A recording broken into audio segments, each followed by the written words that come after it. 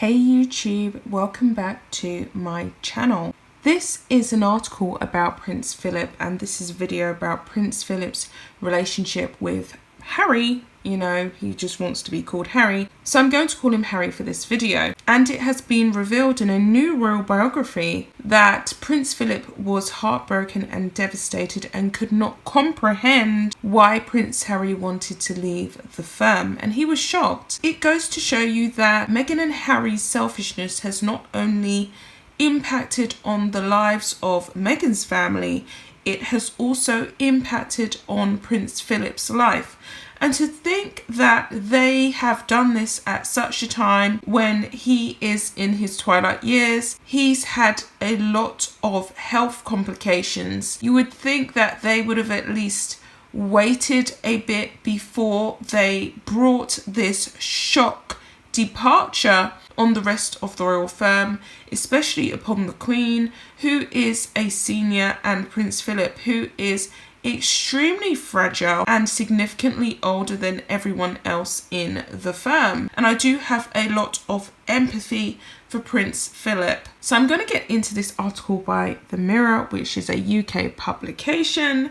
And it says, new royal biography Prince Philip revealed says the Duke was unable to comprehend why Prince Harry would want to leave the firm.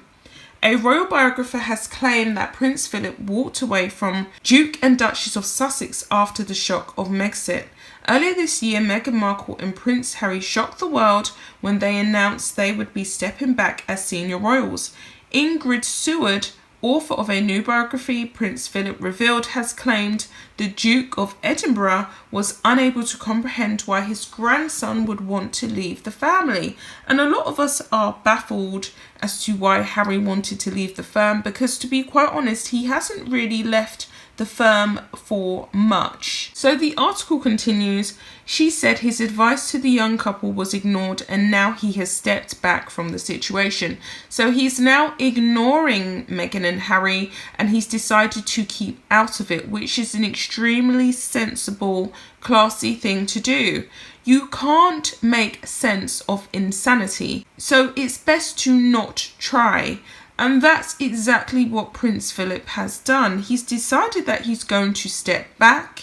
He's going to focus on the people in his life who really matter, like his wife and his current grandson who is there, and his son, Prince Charles, and Camilla, and all the people that he really values, and all the other grandchildren that he has access to. There's no point in trying to talk sense to people who pretty much do not function as though they have any common sense left.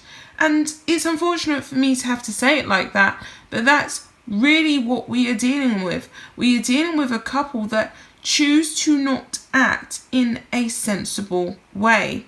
So it continues here. According to the new book, Prince Philip quite liked Meghan, but now compares her to Wallis Simpson, who triggered the abdication crisis after marrying King Edward in 1937.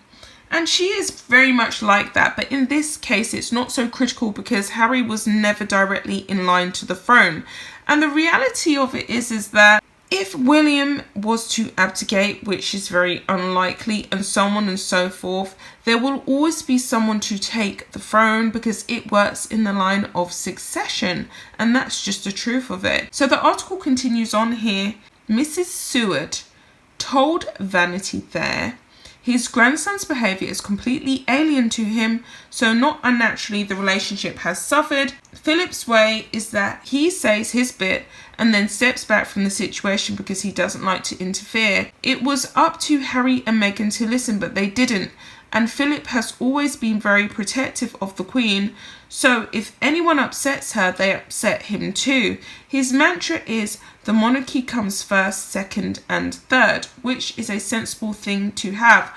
Being a part of the monarchy and being a senior member of the royal firm comes with a lot of responsibility, and it really does require someone who is not so self-serving, not as self-serving as Meghan and Harry, who has a sense of duty, morals and class, which is something that I struggle to see in Meghan and Harry's behaviour. They come across as though they have zero morals and zero class. So it continues on here. She also claimed that the 99-year-old Duke couldn't understand why Meghan wasn't able to give up her acting career and support Harry.